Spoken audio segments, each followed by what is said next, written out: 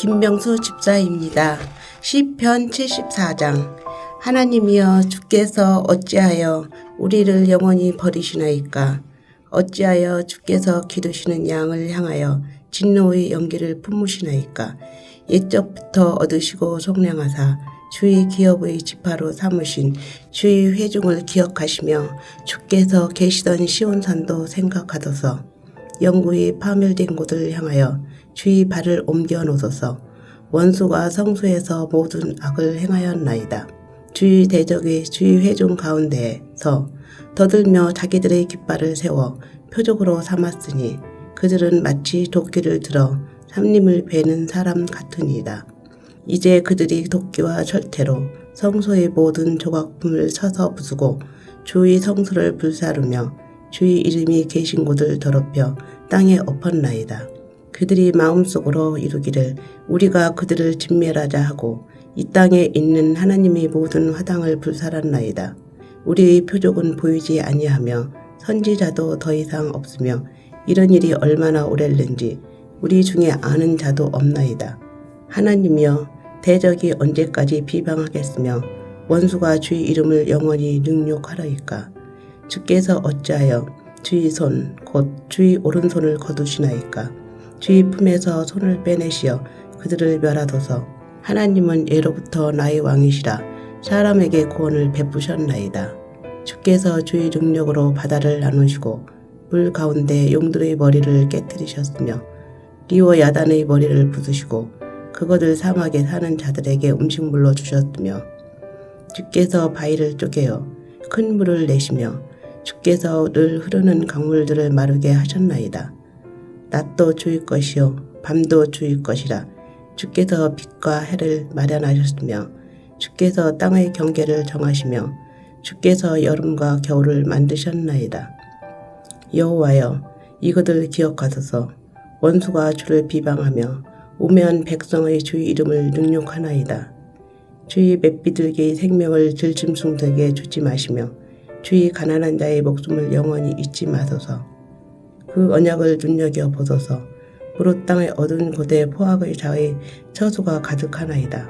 학대받은 자가 부끄러이 돌아가게 하지 마시고 가난한 자와 궁핍한 자가 주의 이름을 찬송하게 하소서.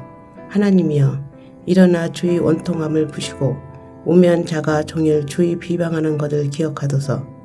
주의 대적들의 소리를 잊지 마소서.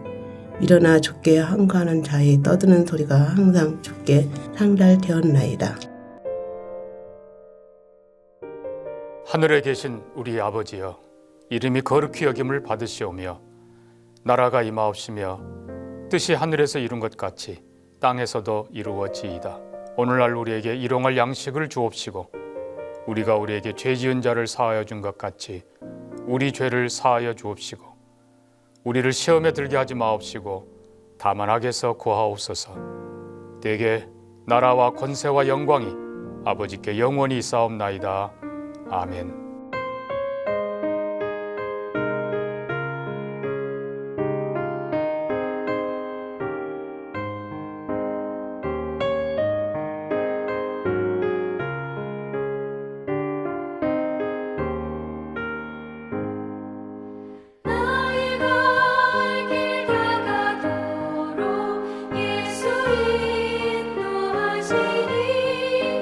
내 주 안에 있는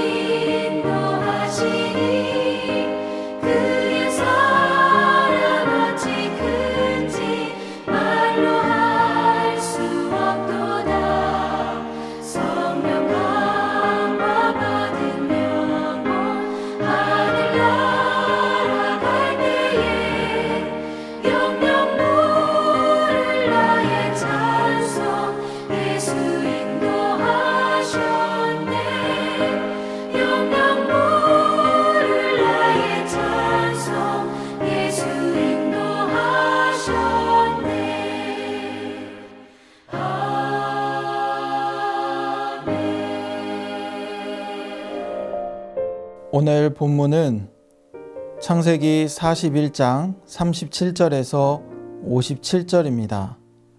창세기 41장 37절에서 57절입니다. 그 중에서 37절부터 45절까지 함께 읽겠습니다. 바로와 그의 모든 신하가 이 일을 좋게 여긴지라. 바로가 그의 신하들에게 이르되 이와 같이 하나님의 영에 감동된 사람을 우리가 어찌 찾을 수 있으리요 하고 요셉에게 이르되 하나님이 이 모든 것을 내게 보이셨으니 너와 같이 명철하고 지혜 있는 자가 없도다. 너는 내 집을 다스리라. 내 백성이 다 내 명령에 복종하리니 내가 너보다 높은 것은 내 왕자뿐이니라. 바로가 또 요셉에게 이르되 내가 너를 예굽의 온 땅의 총리가 되게 하노라 하고 자기의 인장반지를 빼어 요셉의 손에 끼우고 그에게 세마포 옷을 입히고 금 사슬을 목에 걸고 자기에게 있는 버금 수레에 그를 태우며 무리가 그의 앞에서 소리 지르기를 엎드리라 하더라. 바로가 그에게 예굽 전국을 총리로 다스리게 하였더라. 바로가 요셉에게 이르되 나는 바로라. 예굽 온 땅에서 내 허락 없이는 수족을 놀릴 자가 없으리라 하고 그가 요셉의 이름을 사브낫 바네아라 하고 또 온의 제사장 보디베라의 딸 아스낫을 그에게 주어 아내로 삼게 하니라. 요셉이 나가 예굽 온 땅을 순찰하니라. 아멘. 하나님의 은혜가 모든 분들의 가정에 늘 충만하시길 간절히 소망합니다. 사람은 누구나 자신의 시간이 멈춘 것 같은 느낌을 받을 때가 있습니다. 열심히 살았는데 길이 열리지 않고 정직하게 섬겼는데 오히려 오해를 받을 때도 있습니다. 또 기도했는데 응답이 더딘 것 같을 때 하나님이 나를 잊으신 건 아닐까라는 생각이 들 수도 있습니다. 요셉의 삶도 그러했습니다. 하나님께 꿈을 받았지만 곧바로 영광의 자리에 선 것이 아니었습니다. 형들에게 미움을 받아 팔려갔고 또 애굽에서는 노예가 되었고 억울한 누명을 쓰고 감옥에 갇히게 되었습니다. 또 감옥에서는 술 맡은 관원장의 꿈을 해석해 주었지만 그는 요셉을 기억하지 못했습니다. 이렇게 사람은 요셉을 잊었습니다. 그러나 하나님은 요셉을 잊지 않으셨습니다. 사람의 기억에서 사라진 시간이 하나님의 계획에서 버려진 시간은 아니었습니다. 이것이 오늘 본문이 우리에게 주는 중요한 은혜입니다. 하나님은 보디발의 집에서도 요셉을 준비시켰고 감옥에서도 요셉을 다듬어 주셨습니다. 집을 관리하던 경험, 감옥의 일을 맡았던 경험, 억울함 속에서도 하나님을 의지했던 시간들이 모두 헛되지 않았습니다. 하나님은 요셉을 낮은 자리에서 준비시키신 뒤에 하나님의 때가 되었을 때 바로 앞에 세워 주셨습니다. 오늘 본문 37절입니다.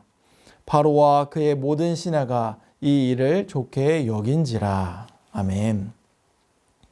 요셉이 바로의 꿈을 해석하고 앞으로 올 풍년과 흉년을 대비할 지혜로운 방책을 말하자 바로와 신하들이 그를 좋게 여겼습니다. 요셉의 말은 단순히 똑똑한 사람의 의견이 아니었습니다. 바로는 요셉 안에 있는 지혜의 근원을 보았습니다. 38절입니다. 바로가 그의 신하들에게 이르되 이와 같이 하나님의 영에 감동된 사람을 우리가 어찌 찾을 수 있으리요 하고 예고방 바로는 하나님을 섬기는 백성이 아니었습니다. 그런데도 바로는 요셉을 보며 하나님의 영에 감동된 사람이라고 말하고 있습니다. 요셉이 자기의 능력을 드러낸 것이 아니라 하나님께서 요셉을 통해 하나님의 지혜를 드러내신 것입니다. 사실 요셉은 바로 앞에 설 때부터 이 점을 분명하게 말했습니다. 창세기 41장 16절에서 요셉은 이렇게 말합니다. 내가 아니라 하나님께서 바로에게 편안한 대답을 하시리이다. 요셉은 제가 해석하겠습니다라고 말하지 않았습니다. 제가 능력이 있습니다라고 하지 않았습니다. 요셉은 내가 아니라 하나님께서 하십니다라고 고백했습니다. 이것이 바로 요셉의 믿음입니다. 감옥에서 나와 바로 앞에 섰지만 요셉의 마음은 여전히 하나님 앞에 있었습니다. 사람에게 인정받을 수 있는 순간에도 요셉은 자기의 이름보다 하나님의 이름을 먼저 드러냈습니다. 사랑하는 여러분, 하나님이 쓰시는 사람은 단지 능력 있는 사람이 아닙니다. 하나님이 쓰시는 사람은 자기 인생의 주어가 하나님이심을 아는 사람입니다. 그래서 바로도 39절에서 이렇게 말합니다. 하나님이 이 모든 것을 내게 보이셨으니 너와 같이 명철하고 지혜 있는 자가 없도다. 그리고 40절에서 요셉에게 엄청난 권한을 맡깁니다. 너는 내 집을 다스리라. 내 백성이 다 내 명령에 복종하리니 내가 너보다 높은 것은 내 왕자뿐이니라. 이 한 말씀으로 요셉의 자리가 바뀝니다. 감옥에 있던 사람이 예굽의 총리가 됩니다. 그러나 이것은 단순한 신분 상승이 아닙니다. 하나님의 때가 되자 하나님께서 요셉을 세워주신 것입니다. 그런데 우리는 여기서 한 가지 사실을 보아야 합니다. 요셉은 갑자기 준비된 사람이 아니었다라는 사실입니다. 하나님은 이미 낮은 자리에서 요셉을 준비시켜 주셨습니다. 요셉은 보디발의 집에서 가정 총무로 일했습니다. 창세기 39장 4절은 보디발이 자기의 소유를 다 그의 손에 위탁했다라고 말합니다. 또 감옥에서도 간수장이 옥중 죄수를 다 요셉의 손에 맡겼습니다. 창세기 39장 22절은 그 재반 사물을 요셉이 처리했다라고 말씀하고 있습니다. 보디발의 집에서 맡겼고 감옥에서도 맡겼습니다. 그리고 이제 예굽의 온 땅을 맡깁니다. 하나님은 요셉을 곧장 총리로 세우지 않으셨습니다. 작은 자리에서 성실하게 하셨습니다. 억울한 자리에서도 충성하게 하셨습니다. 아무도 알아주지 않는 자리에서도 하나님 앞에서 살게 하셨습니다. 사랑하는 여러분, 오늘 우리의 자리도 그렇습니다. 지금 내 자리가 작아 보일 수 있습니다. 내 수고를 아무도 몰라주는 것 같을 수 있습니다. 그러나 하나님 앞에서 작은 순종은 결코 작지 않습니다. 사람이 보이지 않는 자리에서도 하나님은 보십니다. 사람이 기억하지 못하는 자리에서도 하나님은 기억하십니다. 하나님은 낮은 자리에서 우리를 준비시키십니다.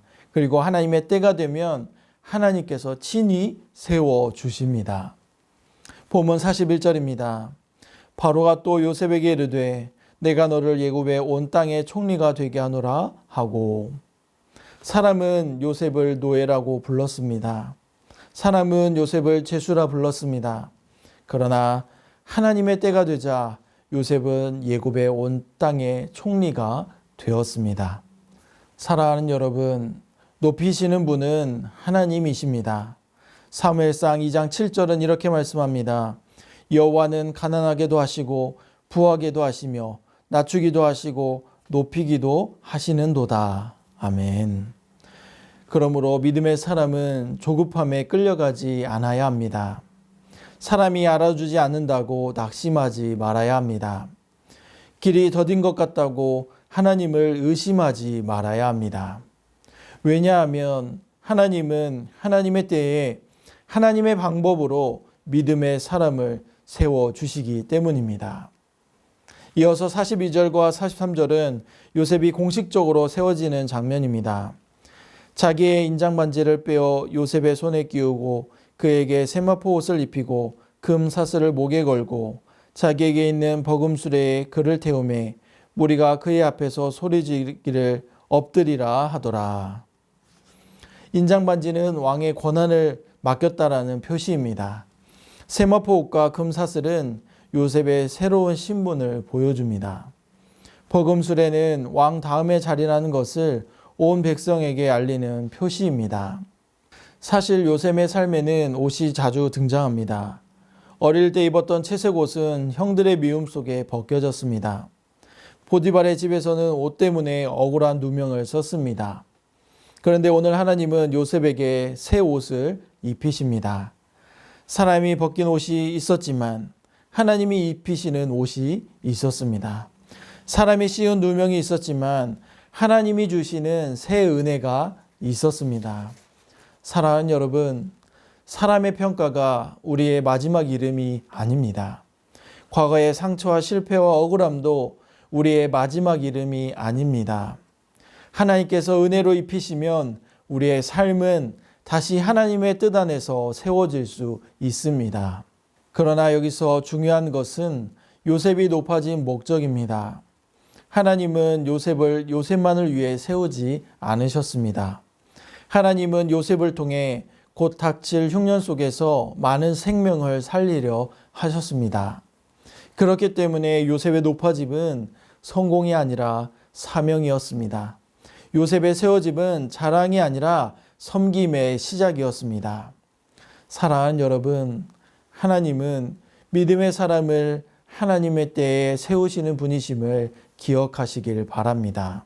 이제 요셉은 하나님의 은혜로 총리가 되었습니다.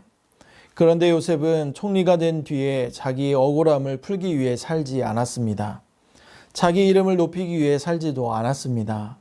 하나님께서 주신 지혜로 예굽 온 땅을 살피며 다가올 흉년을 준비했습니다. 46절입니다. 요셉이 예굽 왕 바로 앞에 설 때에 30세라 그가 바로 앞을 떠나 예굽 온 땅을 순찰하니. 요셉이 바로 앞에 섰을 때 나이가 30세였습니다. 요셉은 17살의 형들에게 팔렸습니다. 약 13년의 시간이 흐른 것입니다. 그 13년은 결코 쉬운 시간이 아니었습니다. 노예의 시간이었고 억울함의 시간이었고 감옥의 시간이었습니다. 그러나 하나님 안에서 그 시간은 버려진 시간이 아니었습니다. 하나님께서 요셉을 준비시킨 시간이었습니다. 그리고 세워진 요셉은 즉시 예굽 온 땅을 순찰합니다. 자리에 앉아 권세를 누린 것이 아니라 현장으로 나아갔습니다. 이것이 바로 하나님께 세움받은 사람의 모습입니다. 하나님께서 세우신 자리는 누리는 자리가 아니라 섬기는 자리입니다. 높아지는 자리가 아니라 생명을 살리기 위해 책임을 감당하는 자리입니다. 이어서 47절부터 49절을 보면 하나님께서 말씀하신 대로 7해 풍년이 찾아옵니다. 그때 요셉은 풍년을 낭비하지 않았습니다. 풍년의 때에 곡식을 거두어 성에 저장했습니다. 그 결과 저장한 곡식이 바다모래같이 심이 많아 셀 수 없을 정도가 되었습니다. 여기서 중요한 교훈이 있습니다. 풍년은 누리라고 주신 것이 아니라 흉년을 준비하라고 주신 시간이었다라는 사실입니다. 사람은 풍년이 오면 안심하기 쉽습니다. 넉넉하면 마음이 풀어지고 평안하면 하나님을 덜 찾기 쉽습니다. 그러나 요셉은 풍년 속에서 흉년을 기억했습니다. 많을 때 저장했고 평안할 때 준비했습니다. 우리의 신앙도 그렇습니다. 기도가 잘 될 때 말씀을 마음에 저장해야 하고 예배가 은혜로울 때 믿음의 뿌리를 깊이 더 내려야 하는 것입니다. 삶에는 누구에게나 마음의 흉년, 관계의 흉년, 건강의 흉년, 영적인 매반음의 시간이 올 수 있기 때문입니다. 그때 우리를 붙드는 것은 바로 평소에 마음에 쌓아두었던 하나님의 말씀과 기도와 믿음입니다. 사랑하는 여러분, 말씀을 마음에 두는 사람은 위기의 때에 무너지지 않습니다. 평안할 때 말씀을 저장한 사람은 흔들릴 때 그 말씀으로 다시 일어섭니다. 이 사실이 우리에게 중요하고 필요합니다. 이어서 50절부터 52절에는 요셉의 두 아들이 등장합니다. 첫째 이름은 므낫세입니다. 하나님이 내게 내 모든 고난과 내 아버지의 온 집을 잊어버리게 하셨다라는 뜻을 가지고 있습니다. 여기서 잊었다는 말은 과거의 기억이 완전히 사라졌다라는 뜻이 아닙니다. 상처가 없었다는 뜻도 아닙니다. 그 고난이 더 이상 요셉을 지배하지 못하게 되었다라는 뜻입니다. 둘째 이름은 에브라임입니다. 하나님이 나를 내가 수고한 땅에서 번성하게 하셨다라는 뜻입니다. 요셉에게 애굽은 눈물의 땅이고 억울함의 땅이었습니다. 그런데 요셉은 그 땅에서 하나님이 나를 번성하게 하셨다라고 고백합니다. 하나님은 우리가 원하는 자리에서만 일하시는 분이 아닙니다. 우리가 수고한 땅, 눈물 흘린 자리에서도 역사하시고 그 시간을 은혜의 고백으로 바꾸어 주십니다.